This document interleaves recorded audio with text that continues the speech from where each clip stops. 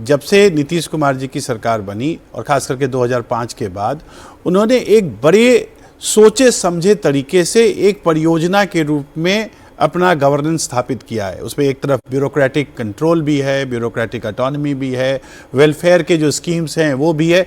मतलब एक नया बेस तैयार करके ऊपर से हर चीज़ों का जो आवश्यक चीज़ों का छिड़काव होता है वो किया है। वो कोई एक ऐसा फैक्टर मुझे नहीं दिखता जो वहाँ पर मिसिंग है। इसलिए एक तरफ आप देख रहे जानते थे पहले कि MY की कृपा होती थी, मुस्लिम यादव वोट का एक बैंक होता था जो बाय एंड लार्ज आज भी कंसोलिडेटेड है और महागठबंधन के साथ है।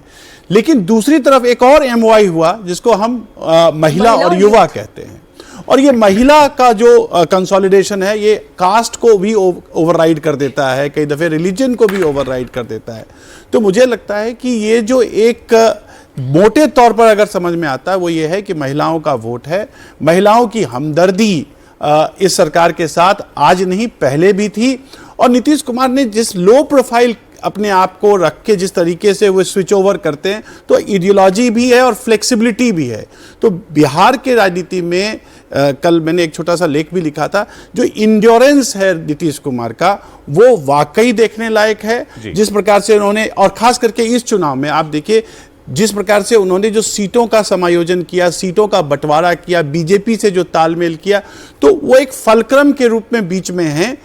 जो फॉरवर्ड कास्ट हैं उनके साथ उनका समायोजन है, जो EBC का ग्रुप है उसके साथ उनका समायोजन है। खास करके माइनॉरिटी में भी ऐसा नहीं है कि आप नीतीश कुमार के खिलाफ कोई एक हेट्रेड देखेंगे, ऐसा नहीं कि माइनॉरिटी में भी कोई इस प्रकार का कुछ है। तो बिहार के चुनाव की एक धुरी और एक जबरदस्त धुरी के रूप में इस चुनाव में भी मुझे कोई अपवाद नजर नहीं आ रहा है अभी फिलहाल। हालांकि जब रिजल्ट आएगा तो उस समय हम सब, जैसा एक जन नेता यहाँ कह रहे थे कि चौंकाने वाले प्रोग्राम के रिजल्ट होंगे, वो चौंकाने वाले किस ओर होंगे ये तो उसी दिन पता चल पाएगा। लेकिन मुझे लगता है कि जो ट्रेंड हम देख रहे हैं वो मोटे तौर पर जो आपके ग्राउंड रिपोर्ट से भी आ रही है वो यही आ रही है। और एक जो ये अभी मतदान का प्रतिशत अभी तक दिखाई दे रहा है, मनोज जी मतदान का प्रतिशत अभी तक का क्या कह रहा है? काफी अच्छा। मैं बोला कि ये जो दिख रहा है मुझे लगता है कि शुरू के 2 घंटे जब चुनाव वोटिंग हो रहा है उस समय बढ़ता है, और लास्ट के 3 घंटे जब लास्ट के 5 बजे का पोल समाप्त है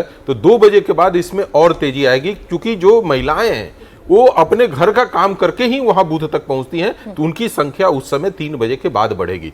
दूसरी बात है कि जैसे इन्होंने कहा कि नीतीश को लेकर और जाति के ऊपर भी थे, देखिए क्या है कि नीतीश जिस जाति से आए हैं, राजनीति में आने के बाद उस जाति का वो रुतबा नहीं दिखा बिहार में कि जो दूसरे को डैमेज करे, यानी दूसरे कास्ट को ऊपर डोमिनेट करने की कोशिश करे। लेकिन यही तेजस्वी के लिए सबसे बड़ा नुकसान है कि जब जब उनकी पॉपुलैरिटी बढ़ी है वो कास्ट आता है दूसरे OBC पे डोमिनेट करने के लिए कि हम जाकर इस तरह के सत्ता को संभालेंगे और तुम मेरे अंतर्गत हो। तो ये उनकी सबसे बड़ी हथियार है कि वो मुख्यमंत्री रहते हुए भी और न प्रशासनिक में उस तरह का कोई वर्चस्व देखने को मिला और न जमीनी स्तर पर देखने को मिला। पचपनिया जाति की आप बात कर रहे थे कि किस तरीके से उनके मतदान का रिफ्लेक्शन दिखाई देता है।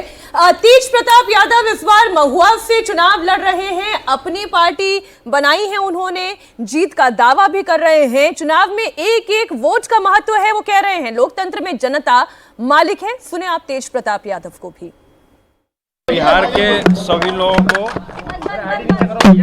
अपना अपना मत देना चाहिए और एक एक वोट का महत्व है। और इस लोकतंत्र में माता जी ने कहा कि बेटा मेरा, दोनों बेटा जीते।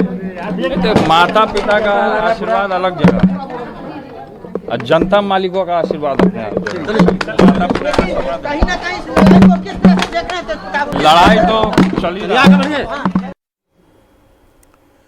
पटना की दीघा विधानसभा के वोटर लालू यादव के परिवार ने अब से थोड़ी देर पहले वोट डाला और तेजस्वी यादव वहां अपनी पत्नी के साथ गए थे वोट डालने के लिए। और 20 साल से आपको बता दें ये सीट NDA के खाते में है, तो ये भी इंपॉर्टेंट है।